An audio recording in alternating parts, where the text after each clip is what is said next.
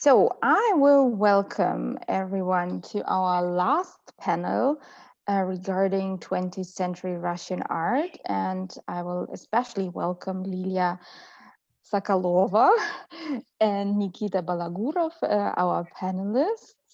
And as you all see, we will start with Lilia's talk. I have to say that I'm very glad to have a fellow alumna here because we both studied at the University of Cologne. I did my master's thesis there, and she finished her PhD last year. So congratulations on that.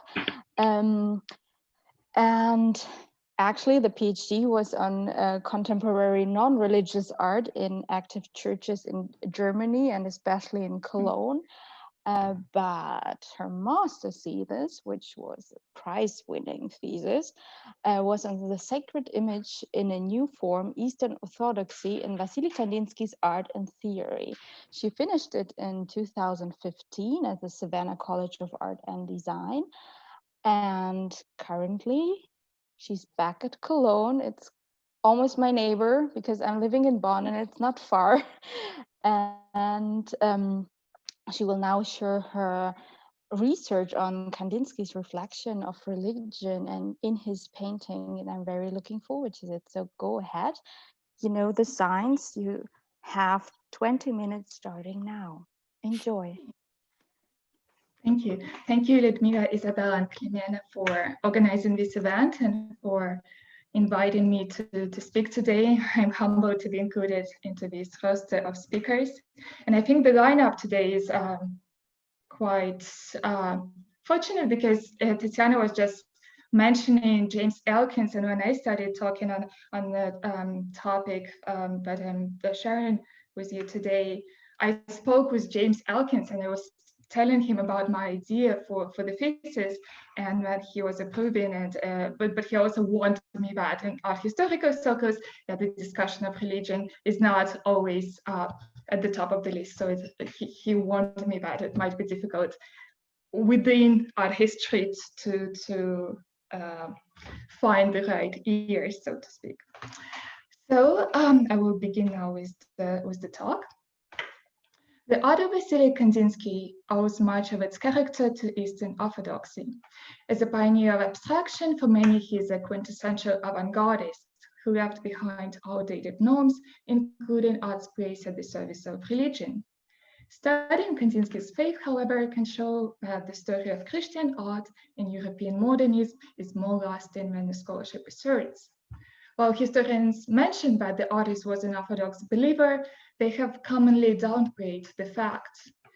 A voice largely overlooked is that of Nina Kandinsky, who described her husband as a deeply religious person.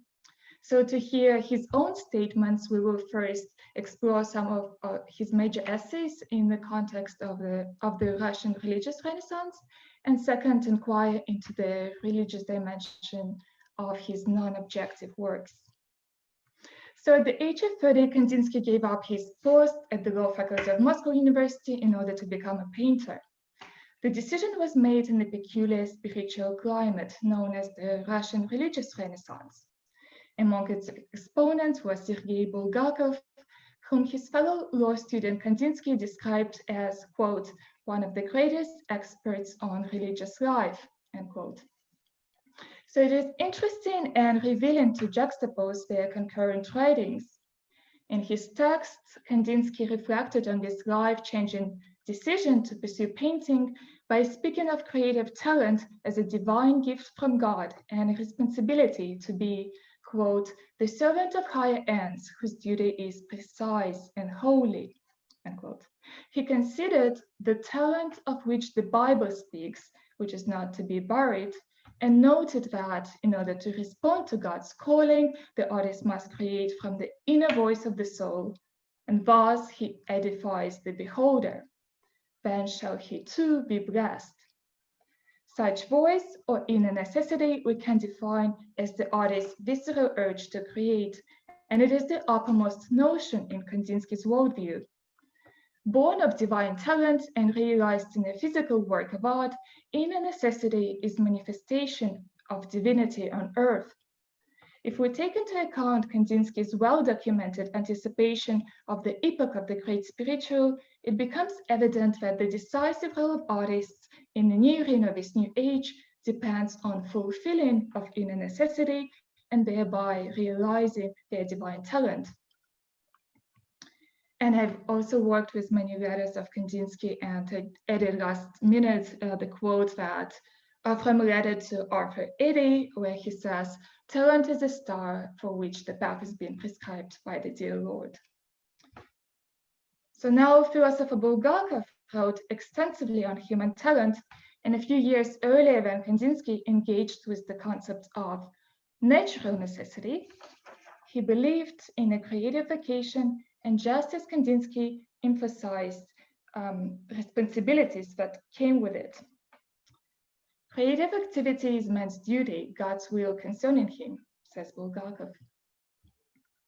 Also as Kandinsky, he saw the fulfillment of inner necessity as requisite for the creation of this new tomorrow. In the context of religious renaissance, Bulgakov represented the school of thought known as Sophiology. Formulated by Vladimir Solovyov in the late 1870s, it addressed issues of human creativity. Inter alia, Sophia was discussed as God's creative energy and guide to man's creative deeds. So if Kandinsky did not personally read or attend Solovyov's lectures while studying in Moscow, his friend Bulgakov could acquaint the artist with the principles of Sophiology. Either way, it is noteworthy that the acquaintance with Bulgakov took place precisely when Kandinsky deliberated becoming a painter. This circumstance, together with similitude between their essays, allows us to infer that Sophiology is the source of Kandinsky's concept of inner necessity. So here it is important to note that even though open to noble philosophies from abroad, the Russian religious Renaissance developed with a remarkable Slavophile vigor. Among foreign influences, philosophical texts had become well known to the Russian intelligentsia at the turn of the century.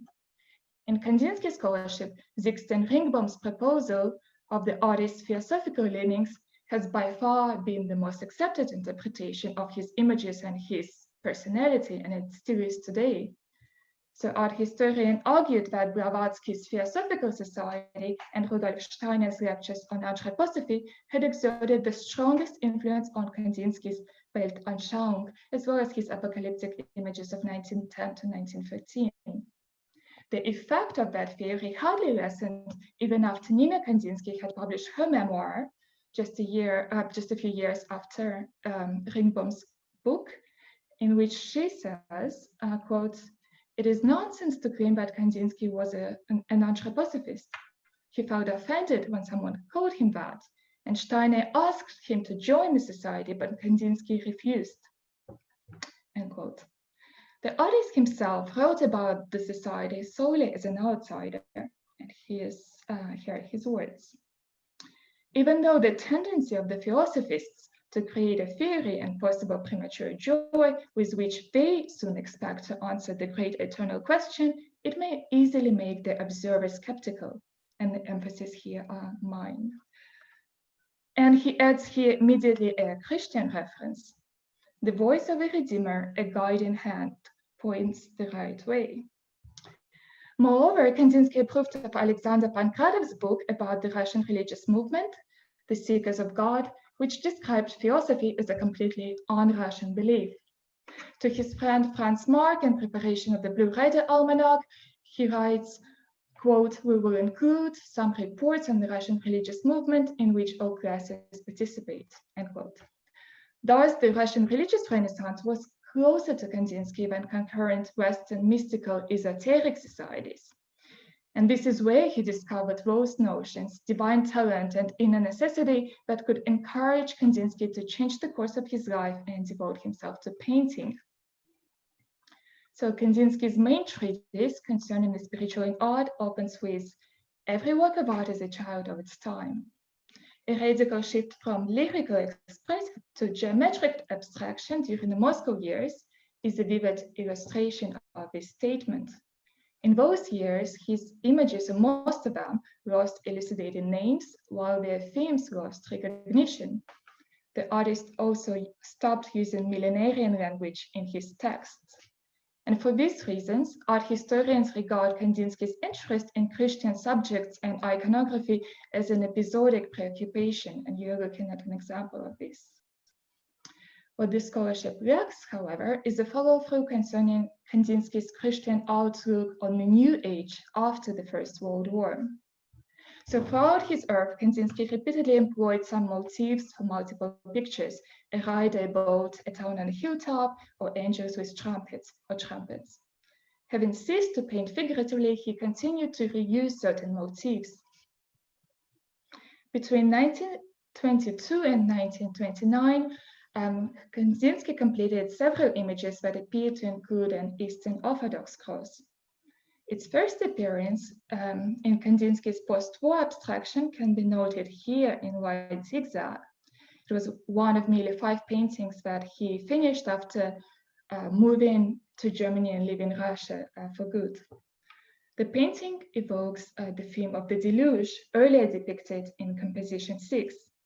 On the right, 2 boats with red and white funnels force their way through precipitous waves.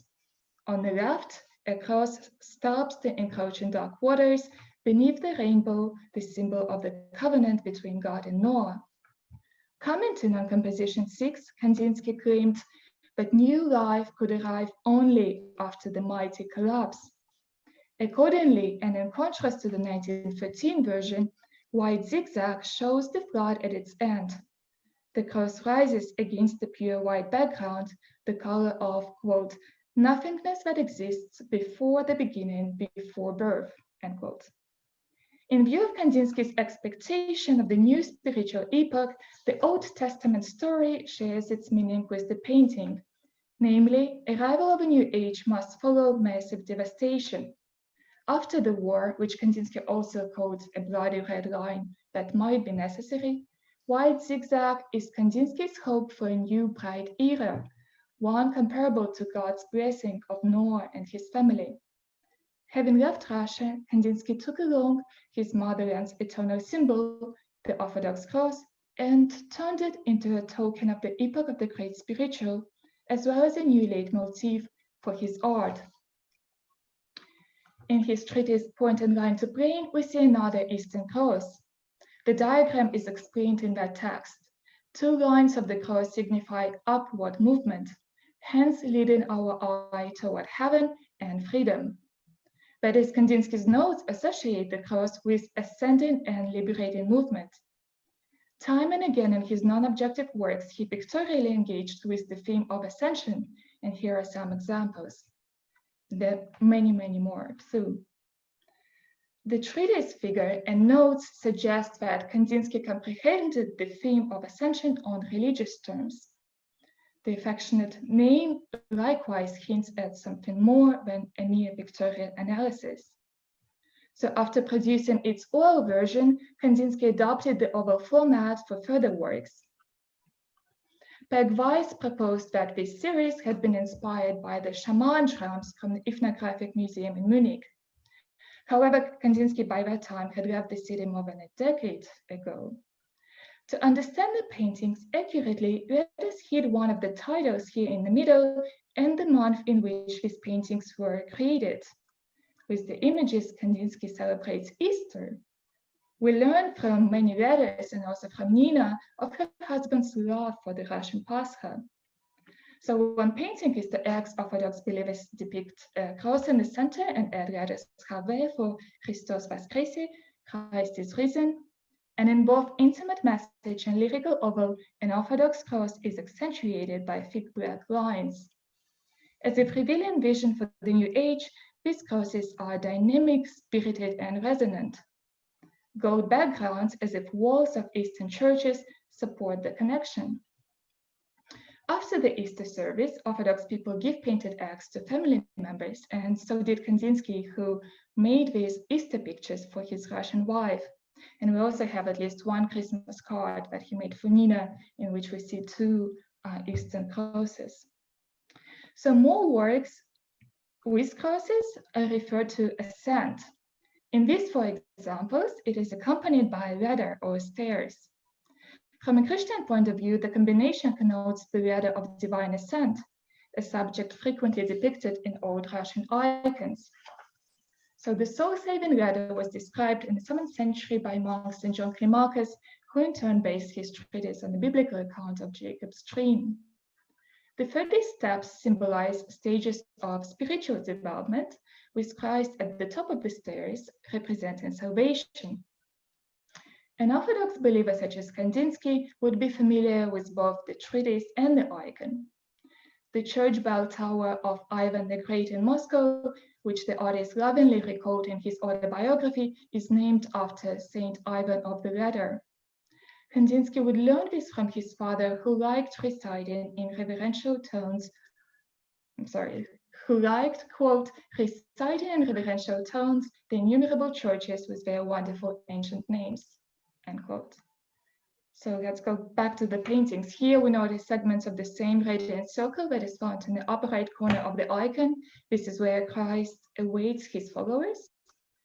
The title downwards of a later painting might allude either to the Christian conception that the movement towards God is not unilateral but involves sin and repentance, or bi-directional act of God-manhood, Bogachelevechestvo, that is, God descending towards those who have faith.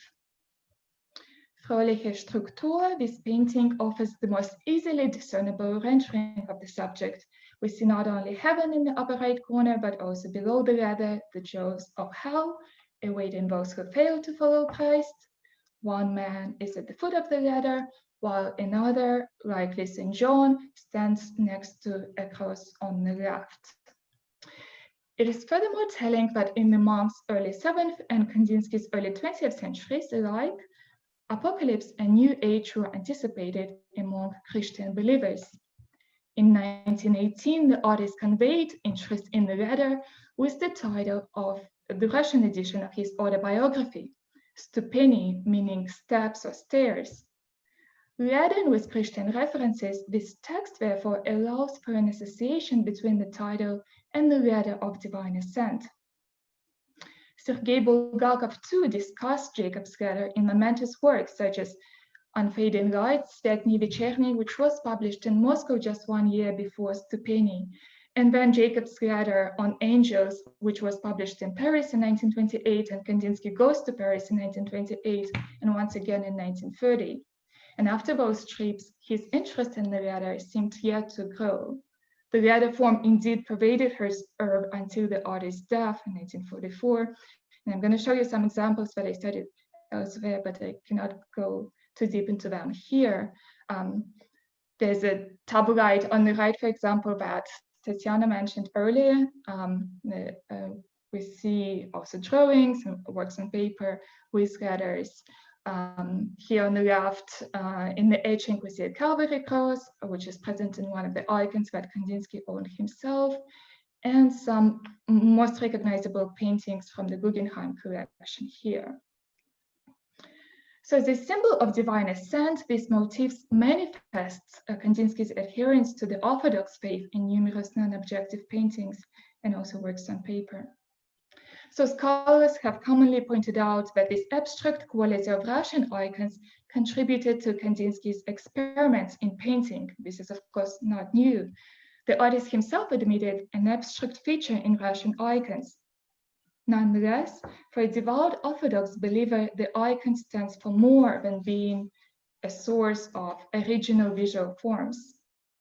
Icons play a central role in one's faith, in prayer. The act of beholding a window to heaven points towards the possibility of salvation.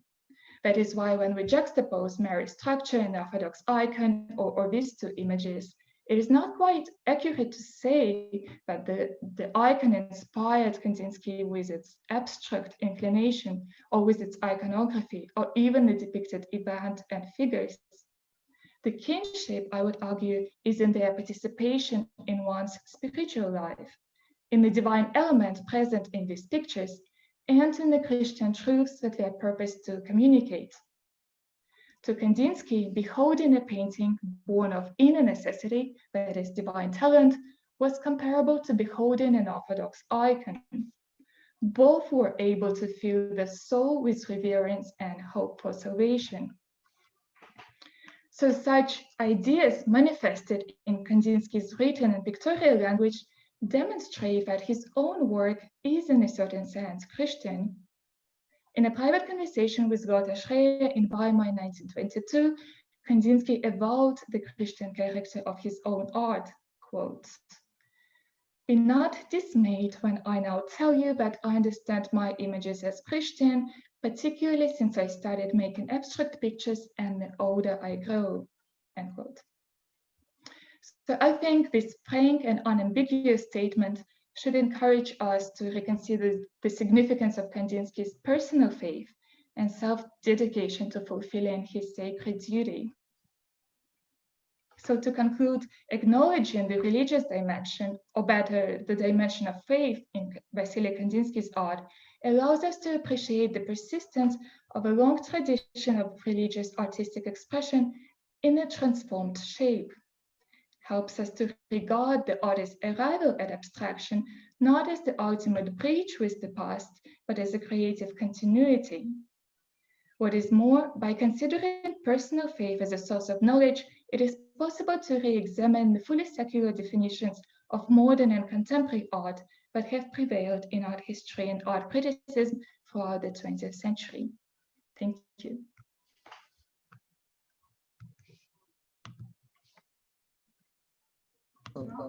True. Okay. So now the technical issues are all sorted out. Thank you very, very much, Lilia, for your interesting talk. And the ones who know me know that I'm not so warm with abstract art, and you helped me to see what you were talking about. Like, it was very helpful to see the parallels between the icons. And my question, I will start because I'm the chair and I can start with questions. I totally get your parallels, and it was well described, but his contemporaries, did they see that? I mean, the people who looked at his art, did they found it religious? Okay. Now, the short answer is no, and his first abstract pictures were not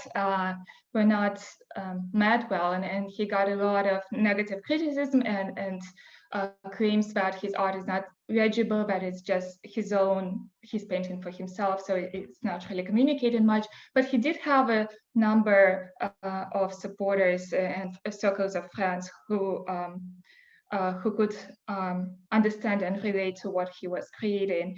And when we refer to his letters and read what he writes to his friends and the closest people, then we could see that there is a response. But in general public, no. And he also doesn't expect them to see the religiousness quite yet. He thinks that in the future it will be understood more. And here his thinking is similar to Hume of Klint's, but in the future will be more ready than the present to accept such character of his painting. Thank you very much. I see that Clemina already has a question and a comment. Go ahead. Actually, I think that this is something that is a common question, which is addressed both to Lydia and to Tatiana. And I think it has something to do with what Petra was talking about yesterday. So, you know, in general, the fact that a writer or a painter says my work is Christian, or my work is Western, or it is non-Western, or it's modernist or pre-modern or whatever, it doesn't mean we have to take him at his word. You know, Tolstoy says that he writes, you know, because he wants to show that we shouldn't reply to evil with evil. But you may read his novel and actually read it in a completely different way. I think that with all these avant-garde artists you're talking about, because they were working at this particular moment of time, you know, nation building, and it was so important to distinguish themselves from the West and find a local tradition that they identify with. They were basically constructing a genealogy. They were telling us a story about themselves, but this story may not be true. So I think that it is always important to look at the work of someone and then see what they say about themselves with, as the English say, a pinch of salt. And you know, I think that what is in a way the important question that comes out of your work, Lilia, Tatiana's work, something that Petra mentioned yesterday as well, is the fact that all these artists tell us that their work is really authentically Russian, samobitne, absolutely original, and growing out of a Russian, authentically Russian tradition, and that it is religious. Is it really religious? So when they say an icon, what do they mean exactly? Do they mean on the icon what we mean about, what we mean under an icon? For example, you know, you will see that one of the things that comes across in everything we've been talking about is that they talk only about the Russian icon. Icon means so many other things apart from that. They mean the Russian icon of a certain period. Before that, it's bad and it's not a real icon because it's too Byzantine. After that, again, it's not an icon because it's too Western. So actually, what the Russian avant-garde means at the icon is very different from what a modern art historian means at the icon. So, you know, it's, what would be, Lilia, your reaction to, do you actually see a distinction between what you see in their work and what Kandinsky or Malevich or whatever, whoever tells us about their work? Thank you for your feedback. I think it is important here to distinguish between Kandinsky's attitude to icons and to Orthodox faith and other Russian avant-gardist attitude towards icons, because they were at odds with one another. Kandinsky, he was not looking towards the tradition of icon painting to find a source of inspiration or to find the visual source of inspiration. And that's why I was trying to accentuate the word personal, because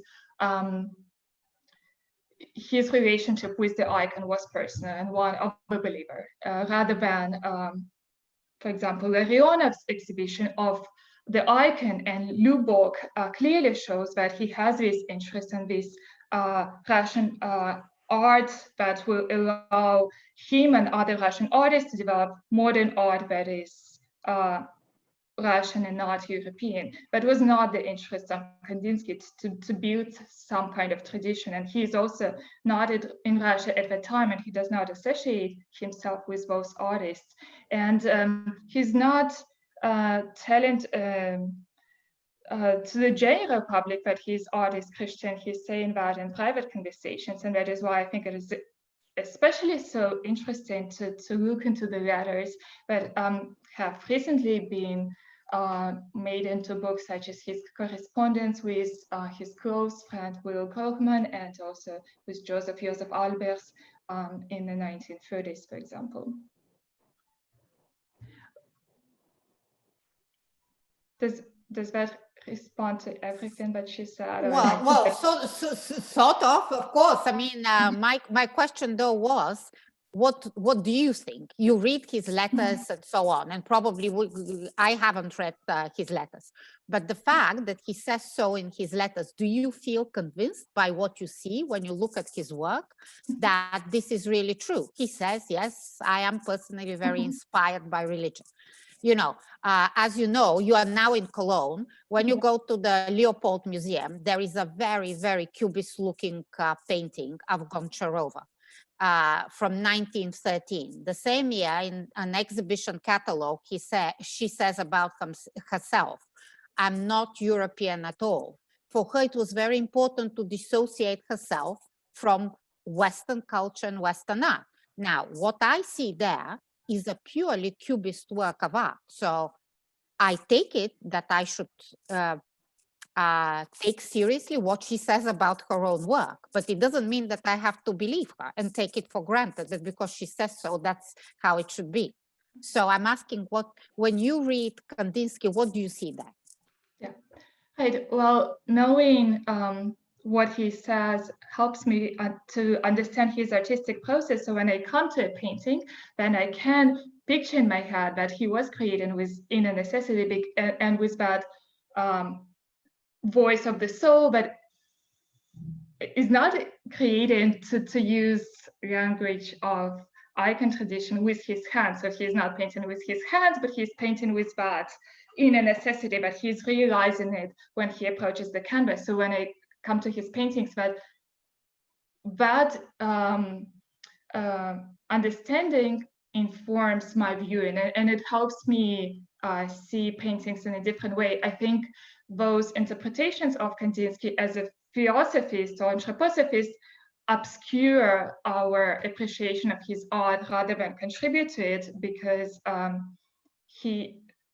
what I already, I'm not going to repeat what I was already claiming against that interpretation.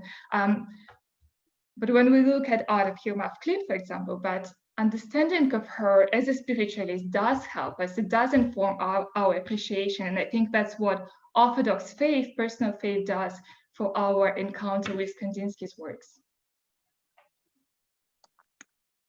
Thank you very much. We have a short follow-up by Isabel, and I guess a question by Tatiana. So Isabel, go ahead.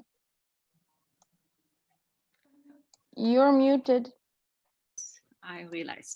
Yeah, I just want to follow up on Clemena, because it seems like we are dealing here really with transformation processes. And of course, there's always a grain of truth in whatever kind of angle we pursue. And sometimes it's interesting to look at the artists, what they say at a particular time and how their opinion on a specific word and basically how they places changes over time. So no matter if we take Kandinsky when he is in Munich, and then when he is in Russia, then comes back to the Bauhaus, and his Russianness in Paris is probably the strongest, or the same with Malevich. I mean, he writes very differently about his creations in 1915s, and he speaks about them in the 1920s, or then, I mean, so this is even a different story. So even staying with individual figures, even they are kind of things change how it's basically put into context. And I think that's, for us, might be the most helpful to see how even with an individual over time it changes and how it's put in different perspective, because of course we will never kind of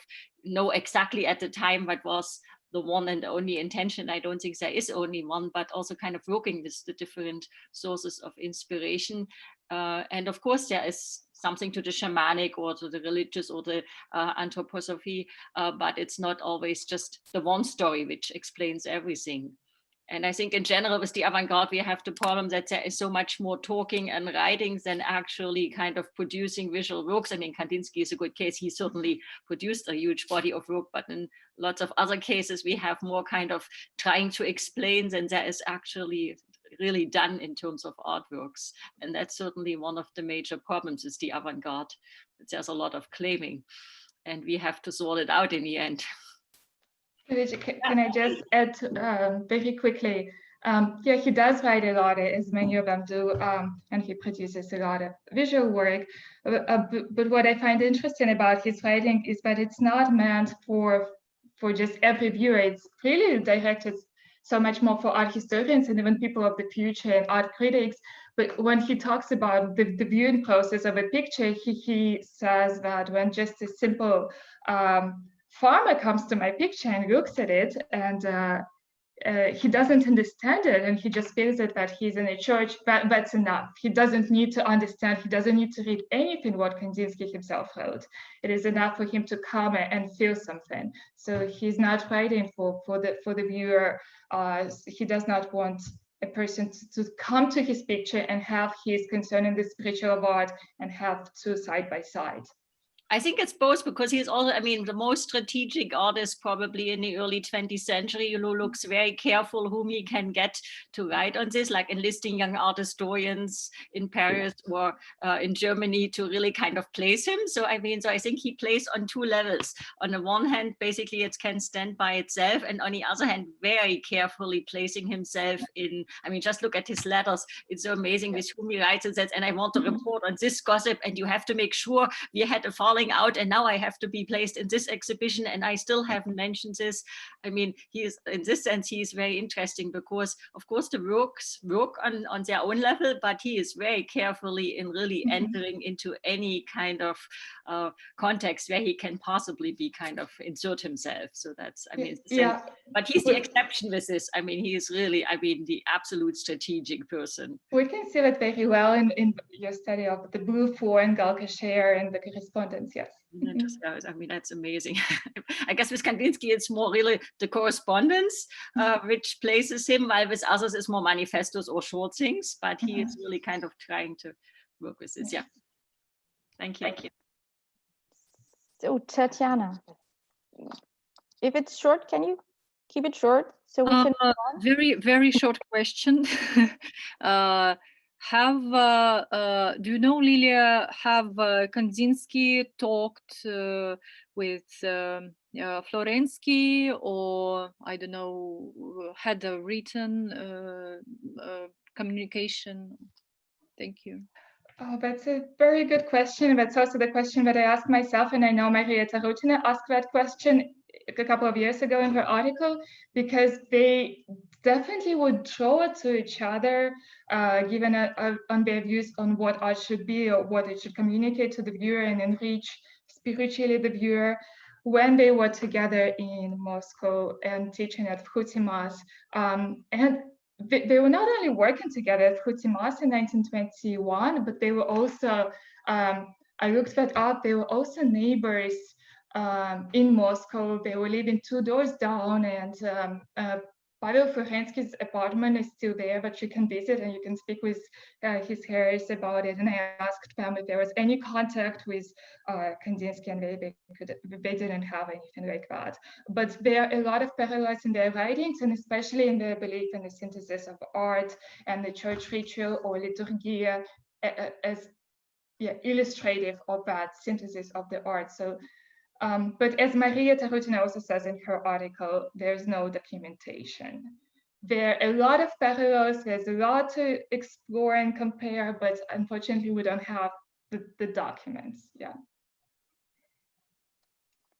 So thank you very much, Maria. Could you just send the facts of your publication for everyone in the chat? That would be lovely. And then I'm happy to move on to our last presentation of our workshop. And Nikita, if you like, go ahead. That works pretty well. Nikita is finishing his PhD thesis on collecting practices of Alexander III at the Higher School of Economics in St. Petersburg. He's also part of the Getty-sponsored research project Periodization in the History of Art and Its Conundrums at the New Europe College in Bucharest. You need to put it in, then, otherwise the sound is weird. Sorry.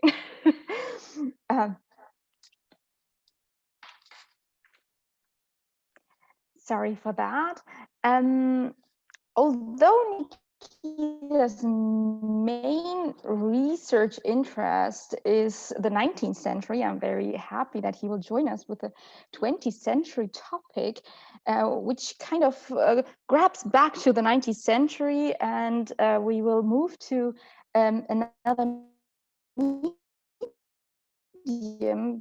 to the medium of film, and I'm very, very looking forward to his talk on Stalin Christ as a Tsar. So that's another form of icon. So Nikita, go ahead.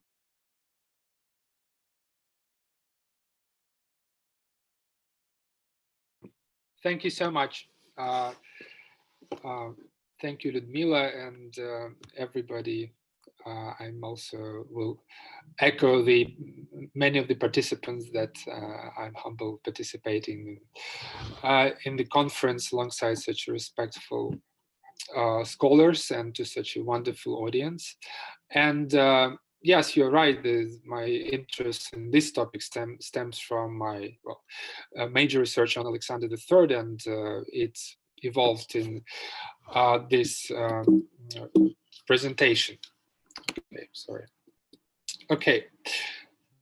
So in his memoirs, Joachim von Ribbentrop recalled an episode from his infamous visit to Moscow in September 1939. Stalin gave us a banquet to which all members of the Politburo were invited. As my colleagues and I ascended the stairs of the former Tsarist palace in which the banquet took place, we were confronted to our surprise by a large painting showing Tsar Alexander II among his peasants after the abolition of serfdom. This, like much else, seemed to indicate an evolution in the course of which world revolutionary principles were given way to a more conservative tendency. The film Peter the Great, which had its first night in Moscow at the same time, seemed to point in the same direction. The tendency mentioned by Ribbentrop seems to illustrate the shift in Stalinist propaganda that has been examined and interpreted by scholars for a while now. The return to the pre-revolutionary past to mainstream ideology that took place in the mid-1930s. It has received extensive scholarly attention in the last 70 years, being conceptualized as the Great Retreat in Nicholas Timashev's 1948 book, or more recently as epic revisionism. This is how Kevin Platt and David Brandenburg describe the mid-1930s shift in Soviet official cultural production towards a more nationalistic interpretation of pre-revolutionary history, with emphasis on Russian heroes of the past. The authors attribute this process to Stalin's increased focus on stating and legitimation of his personal power. However, as these and many other scholars have shown, it was the more distant past that Stalin's propaganda emphasized. It generally, if not exclusively, oriented Soviet artists, authors, filmmakers, and composers towards the heroes and rulers from the medieval and early modern period. The heroes and rulers were to be selected on the basis of their progressive role in Russian history. Thus, Alexander Nevsky, Ivan the Terrible, and Peter the Great became the most celebrated figures in the mid-1930s and 40s. Ivan and Peter were portrayed as the modernizers who, just like Stalin, were able to suppress whatever reactionary forces obstructed the process, while Alexander Nevsky was celebrated as a defender of Russia from foreign invaders. Rulers from the 19th century, especially the emperors that reigned in the second half, were not popular with the propaganda as they suppressed the socialist movement and the revolutionary struggle. It is all the more surprising to learn that it was not in fact Alexander II with the freed peasants who were depicted in the Kremlin painting, but rather his son, Alexander III, a very, very reactionary Tsar, according to traditional historiography, and of course that was also the case in the Stalinist Russia. So in my talk, I will demonstrate that the painting that Ribbentrop encountered played a special role in Stalinist narrative of authority. Neither its prominent presence in the Soviet Kremlin nor its salient appearance in the canonical cinematic epos about Stalin was anachronistic. I want to dwell on this a little because as it is an important point of departure for my argumentation. If we were to place these two events into the current academic narrative, they would indeed seem anachronistic. This could also explain why the role of Repin's painting has not been discussed in literature. In my paper, I examined the history of making and reception of Repin's piece, as well as the history of its use and abuse in the Soviet era, to argue that it was not anachronistic in the context in which it was represented in the Stalinist USSR. Rather, it was anachronic. In their book, Anachronic Renaissance, Nigel and Wood challenge Hans Belting's dualism, where the older model of cultic or magic presence is succeeded by the idea of art as self-aware representation or illusion.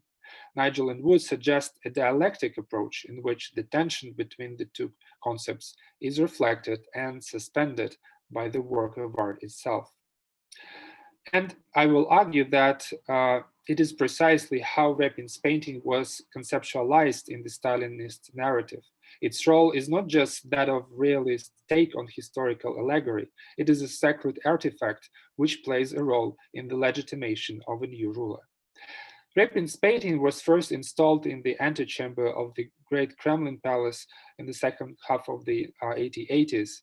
An official commission from the Ministry of Imperial Court, it depicts one of the key moments in the celebrations of the coronation of the new emperor in 1883.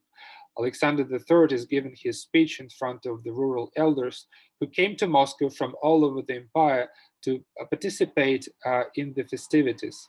He warns them to dispel the rumors circulating in the villages that the noble's land was soon to be divided among the peasants. His words are inscribed in the plaque in the bottom of the frame, and together with the whole scene in general, it would be popularized and eventually become the symbol of the new reactionary rule.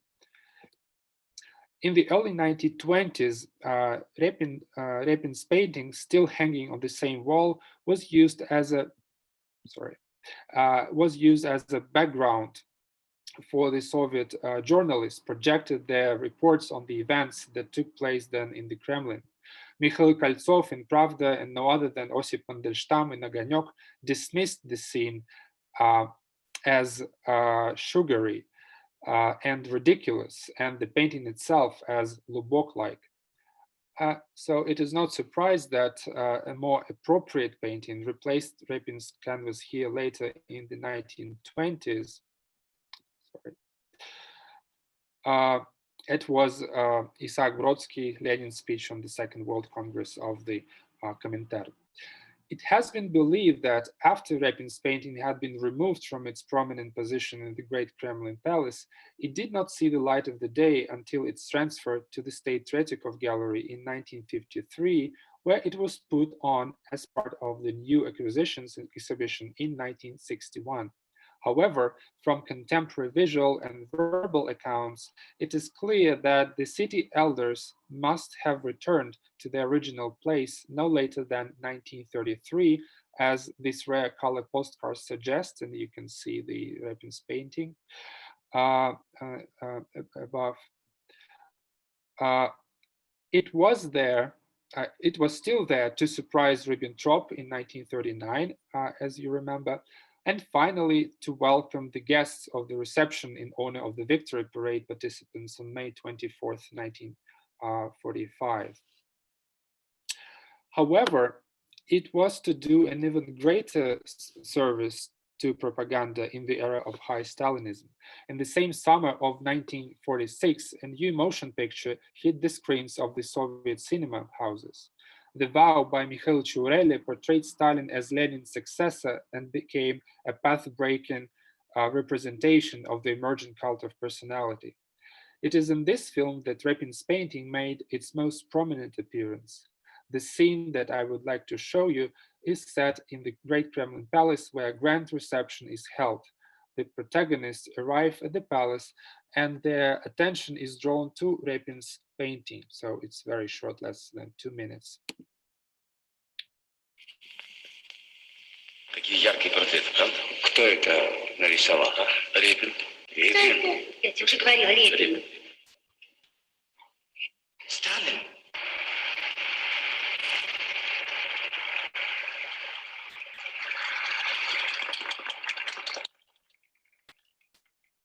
Нам твердили, что рабочий класс, разрушив буржуазные порядки, не способен построить что-либо новое взамен старого.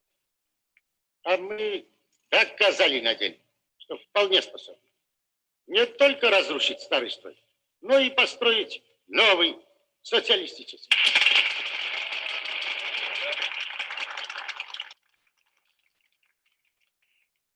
Я думаю, товарищи, что наш народ действительно неплохо поработал и заслужил огромное уважение всего человечества.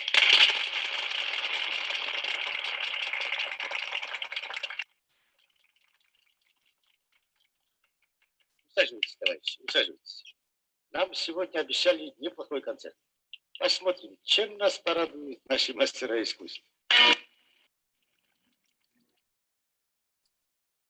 So this episode has been almost entirely missed in scholarship on the vow, likely because it does not quite fit the analytical narratives. For Evgeny Dobrenko, for instance, the vow indicates the shift in Stalin's legitimation from historical illusion to the portrayal of Stalin obtaining his legitimacy directly from the hands of the Soviet people, without, to quote Dobrenko, without any historical illusions whatsoever, end quote. To be sure, Chiureli's film is radically different from Eisenstein's Ivan the Terrible, which was in fact, its second part was lambasted and banned just as the vow was hitting the screens. But we cannot but see the historical illusion here still. In a 1939 collection of articles on Soviet historical film, Lev Gutman published an essay discussing the use of historical paintings in cinema. In his critique of the mechanistic, cetacean-like use of historical painting by some Soviet directors, Gutman formulates an important principle which informs the structure of the scene with Repin's elders. When a film creator uses a historical picture, a painting or a drawing, as one of his sources, he will only be able to recreate the picture in film if he brings to light both the past and the future of whatever is depicted, at least in the frame and the line that build on it. This is especially important in film as, unlike graphic art, it works with images in motion. That is why the composition and the use of expressive techniques must be coherent with the idea and the message of the frame, with the way they have developed in the preceding frames and with the way they will evolve in the following ones. It seems that Chiureli follows Gutman's instructions quite diligently. In the fragment showing the Kremlin reception, the director gradually immerses the characters and, through them, the viewer into the atmosphere of Stalinist myth. The characters meet the distinguished contemporaries, the living heroes, Podubny and others. The dreamlike stroll through different halls of the palace takes them to the Repin's painting, which operates as an avatar of their personal encounter with the Soviet leader that duly follows in just a few frames. In his depiction of the encounter with Stalin, Chiureli literally recreates Repin's composition when Stalin enters a circle of admiring workers and peasants, takes the place of the emperor, and pronounces a speech. This frame sequence that started with the deliberate introduction of Repin's canvas leads to Stalin's taking the emperor's place in its cinematic recreation and thus follows the model suggested by Gutman. At the same time, such treatment of the painting gives the elders the same meaning it played in imperial ceremonies, that of a harbinger of the encounter with, quote, the living icon, the emperor himself, unquote, in Oleg Tarasov's words, who was, I think, the first scholar who actually dedicated a beautiful piece analyzing the role of this painting in the imperial Kremlin. Chiureli achieved more than just creating coherent frame sequence, though. He achieved the high level of the realistic understanding of the fact portrayed, which is the case, which in this case means the understanding of the actual existence of the painting, that Saltykov-Shchedrin insisted on, and that Gutman used as a starting point for his discussion of use of historical art in film. Setting about representing a fact, realism has no right to ignore its past, nor to relinquish the exploration of what might become of its future, for the past and that future, concealed as they might be from the naked eye, are nonetheless as real as the present. This ability to remember, but also to project future is, according to Nigel and Wood, one of the key features of the anachronic artwork. In the scene, Repin's painting had accumulated several memories. First, it captured the episode of Alexander's coronation that it portrays. Second, it remembers the function it played in the ceremonial space of the Great Kremlin Palace.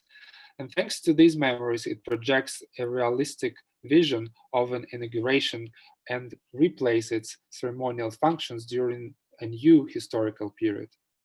Repin's painting is present here both as a self-aware representation and as a cultic or magic image simultaneously. The first role plays out in the dialogue that takes place in front of the painting. The characters point at these bright portraits of people in the painting. In so doing, the characters speak about the elders in as much as they speak about themselves.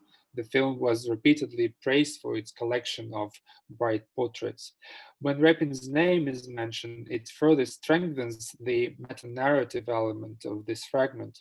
Yet before the viewers have a chance to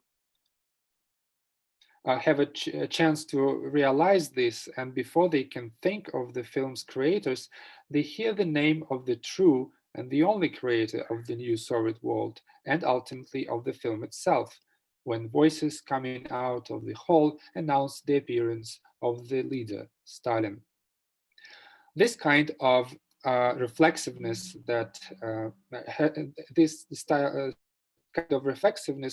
has been discussed as a general feature of the vow in Petr Petrov's recent book, which also unfortunately ignores the scene with the elders. The painting's second role, its cult or sacred status that ultimately determined its special role in both imperial and Stalinist ceremonial space, is less obvious, and I will demonstrate it with the help of historical context. In 1937 saw the publication of a fundamental monograph dedicated to Repin. Its author, Igor Grabar, received the Stalin Prize for his work. Grabar discusses the active involvement of authorities into Repin's work on the elders. According to Grabar, Repin was directly and insistently instructed to portray Alexander III as Christ. The painter resisted, yet the result was, in Grabar's opinion, quote, ruined due to the interference of the Ministry of the Imperial Court and other high officials, unquote. From Repin's sketches and letters, one can see that he indeed changed the concept several times. If there is a compositional prototype of the final composition, it might be Rembrandt's Christ Preaching, and I'm very grateful to Galina Mardilovich, who pointed me to this engraving by Rembrandt, for I think it is very plausible, not only in terms of the compositional parallels that I can dwell in Q&A session for the sake of time. I think it is very I think it is also very plausible because Repin was, in fact, a devoted admirer of Rembrandt throughout his career. He copied many of his paintings and drew inspiration for some of his own compositions from Rembrandt's canvases, as Galina Sharnova has recently shown. But Rembrandt's graphic obvio was also the source of Repin's creativity. Repin was familiar with Rembrandt's prints in the Ravinsky collection, and in 1875, he and Stasov, in his words, quote, feasted on Rembrandt's prints, unquote, in the Bibliothèque Nationale in Paris. So what is still important to me now is that Stalin. Sorry. Oops. Yeah. So I would like to point out that from Grabar's book, Stalin would have known what kind of picture the imperial court wanted the elders to be, and I believe that this knowledge must have determined the role the painting played in the film. As Lavrenti Beria instructed the director returning the script with Stalin's remarks on his own character, the vow must be a sublime film in which Lenin is John the Baptist and Stalin the Messiah. So, in other words, being unable to be painted by Repin, Stalin commissioned to depict himself in an already existent Repin's painting, to Ciurelli. In doing so, Stalin literally inserts himself into the long tradition of portrayal of Russian rulers as sacred beings, and the tradition which I think will be also would be interesting to address with a similar analytical approach, which I tried to demonstrate in my today's presentation. Thank you very much.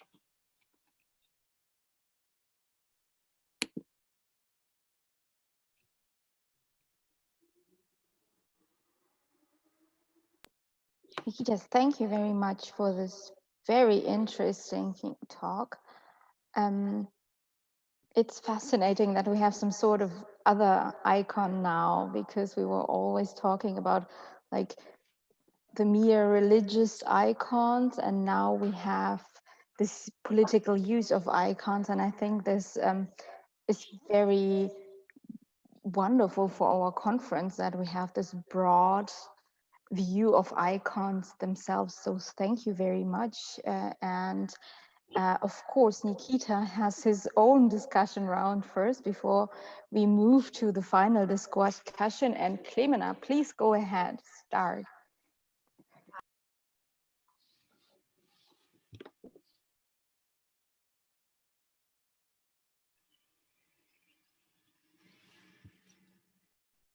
I'm trying to.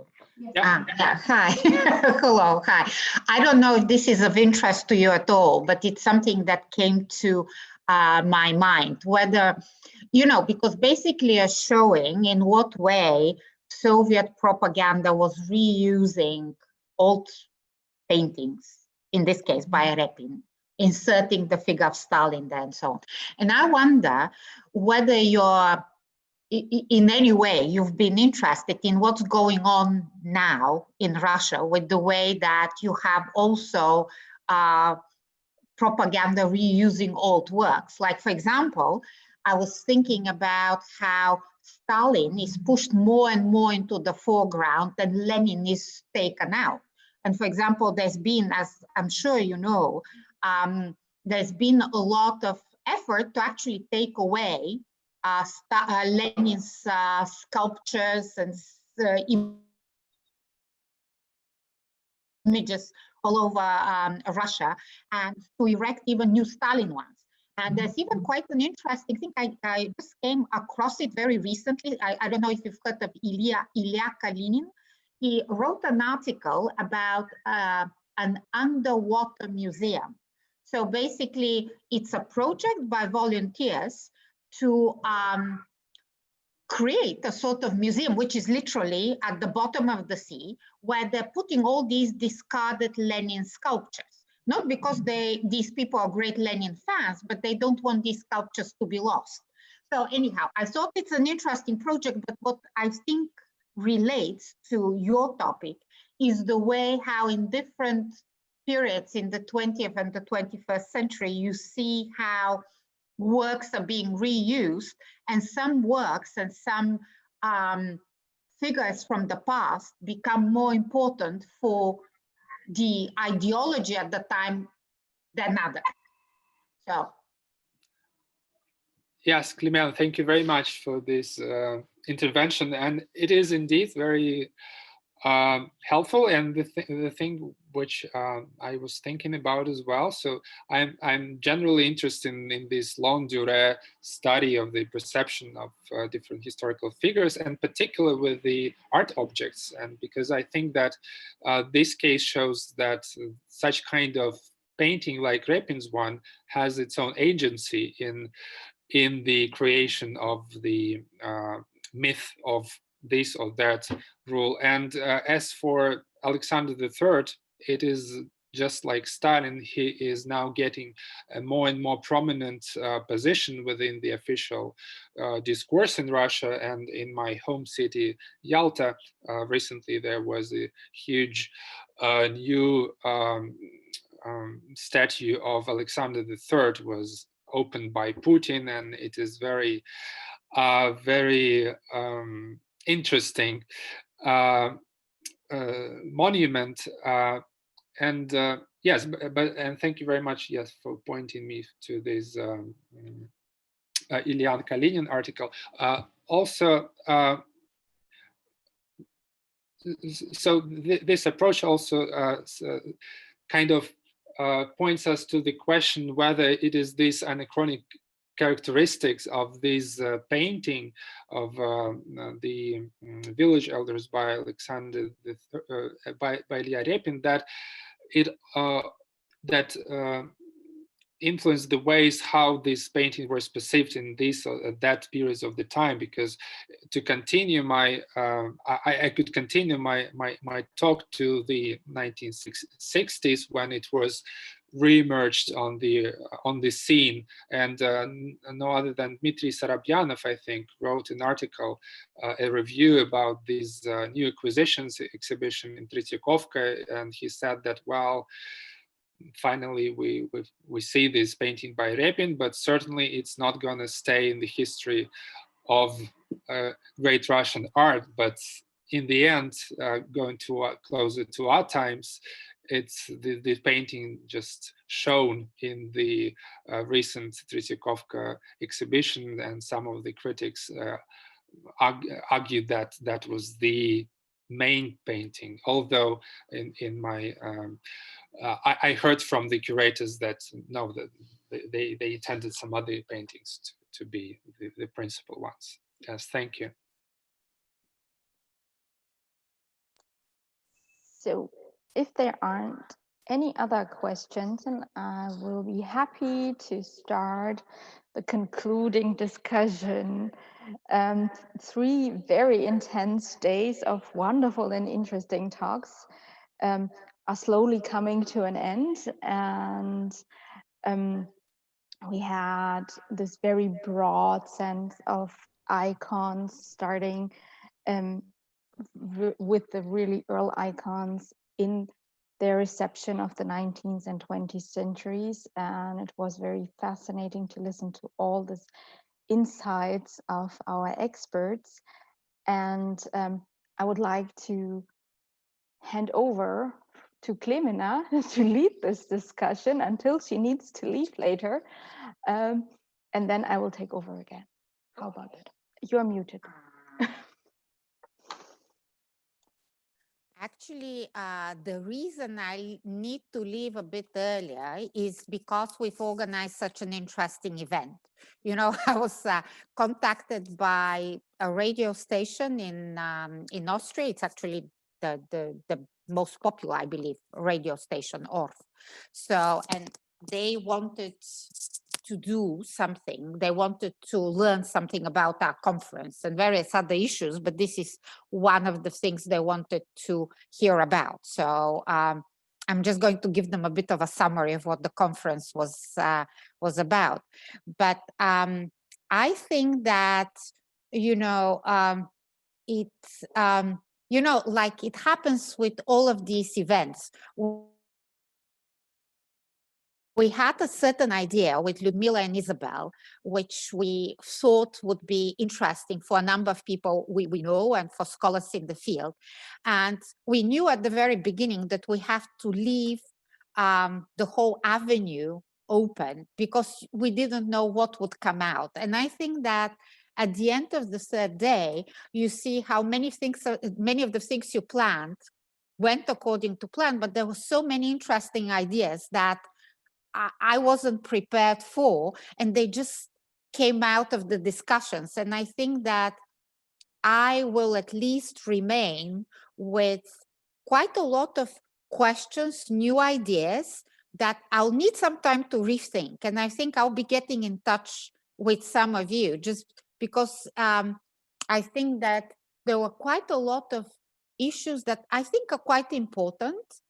And at the same time, I never really thought about them too much, and just different people from the participants and also the questions that came out made me think about that. So thank you all very much, because I think I've learned quite a lot from you, and there are quite a lot of questions that still stay in my mind. And I think this is good. You know, I don't think we've answered everything. I think that there's still there's quite a lot of ground for having more discussions. And I think that this is something we're keeping in mind for our September event.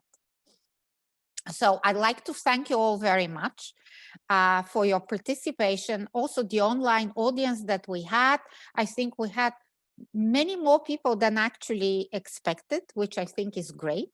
I've got already several messages from people that I didn't even know, just to say that they enjoyed various parts of the conference a lot and so on. So thank you very much. Thanks. And I hope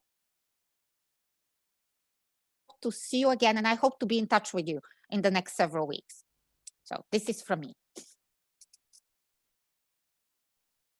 Now, if there, let me see if there are any questions here. There aren't any in the chat, but please, dear panelists, you are free to comment as well. Okay, so people are sending massive thanks from London, from all over the world. You know, there's at least one positive thing about online events, that so many more people can really take part. Okay, so yeah. Now, if there are any questions or comments, I think that I could just probably tell you from my perspective what are some of the issues that will stay in my mind and that I hope to be able to discuss more with you. So they're open questions. One of the ideas I'm interested in is presence. The other concept I'm interested in is the definition of the icon that has come out of these discussions, because I think that it is quite a problematic topic. People throughout the 20th century have understood icon in different ways and have used it in different ideological projects. But I want to see what came out of our discussions today. And if we have, like our whole workshop, if we have something that we can contribute to the definition. So I would say presence, icon, image, and also the very relationship between art and religion, which I think is deeply problematic. And I think that probably we would, even the group of the participants, we would not all agree with everybody else in the way they understand, you know,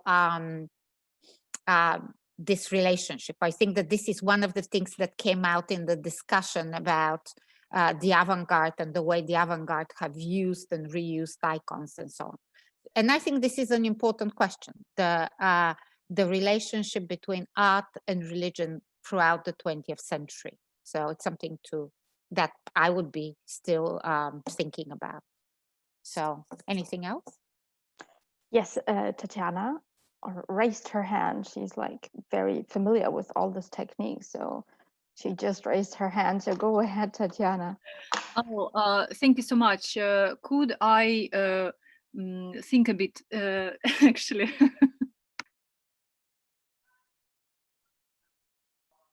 You did again. It's so weird, all the muting and non-muting. Of course, you can just rethink your thoughts and organize them. So let's talk about organization. You know, I'm the person for organization here.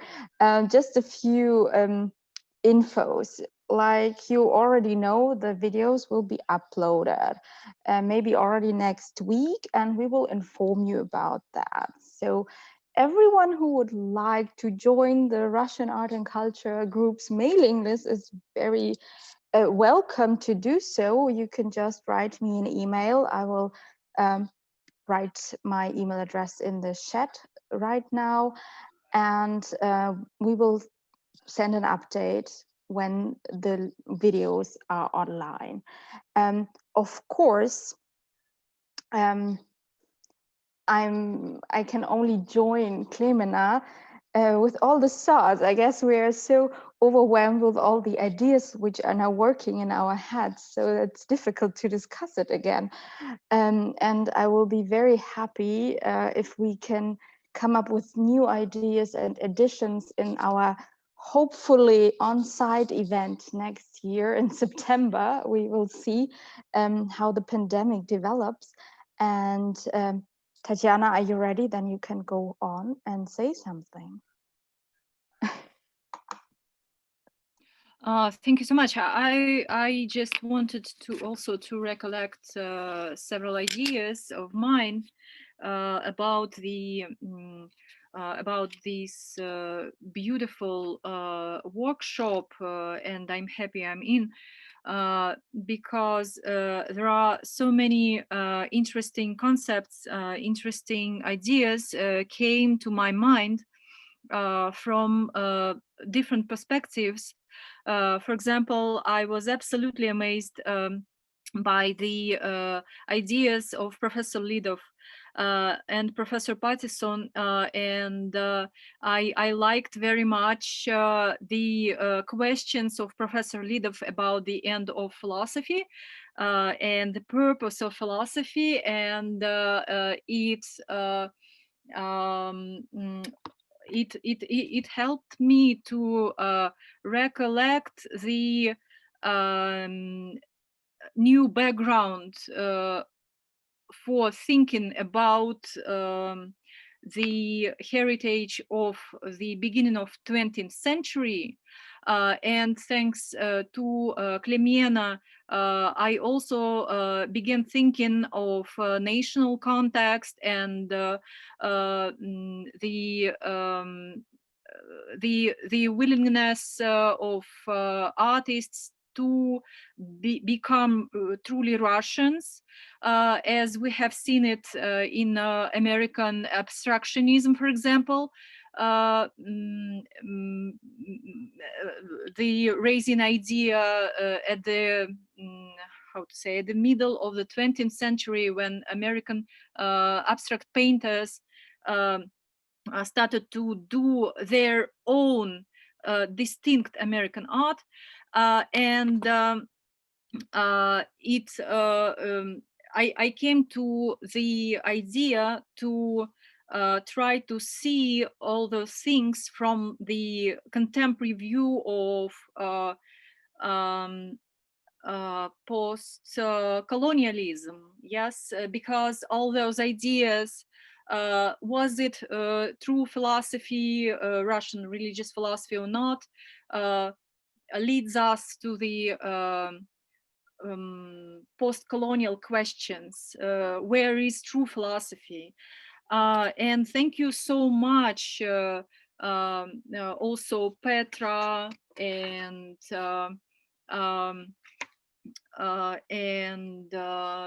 Maria.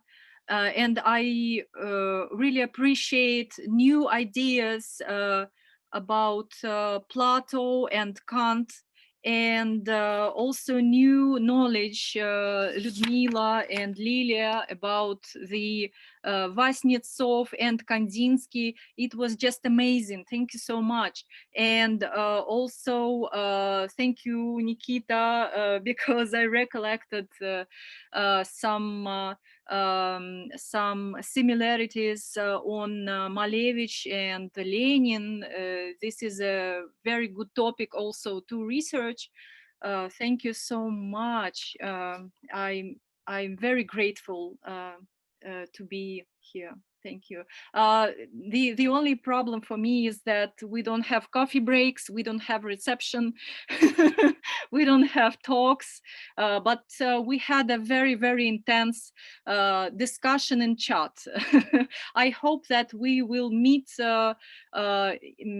each other in person one day. Thank you so much. And I will be writing you emails. Thank you very much for your kind words and wrapping it up so nicely. If no one else has any comments, I'm happy to wrap it up because it was a wonderful workshop. It was intense. It was interesting. I really enjoyed it. I thank all the participants from all over the world, especially ones who stand up so early or so late, like Maria. And this is the nice thing of the online format. And I hope if we meet each other in person next year in Vienna, we would try to have some sort of mixed event so others from around the world can join us and our wonderful talks. And yes, thank you very much to everyone. Tatiana, just go ahead. Yeah, just wanted say distinctive thank you for organizers who made possible to other participants to join openly. You know, it is really cool. Thank you. Many people joined with the link. Thank you. Thank you, especially for Professor Patterson's keynote talk. It was very impressive and intriguing, and I have a lot of things in my head going on after your talk, so thank you again very much. And I guess this will be it. Clemena, just show your face. We will wrap it up. So I say stay healthy, keep connected, and write to us if you have any questions or follow-up ideas. So thank you. Thank you for doing such a wonderful job of hosting. Thank you very much. Welcome. Stay healthy, everyone, and I hope to be in touch with you. Yes, and please. Thank you, organizers, and thank you, Ludmila. I think we will see each other soon in Bonn. I hope so. Yes, please, please. Bye. Bye. Bye. Thank you. Take care, everybody. Take care. Yes, stay healthy.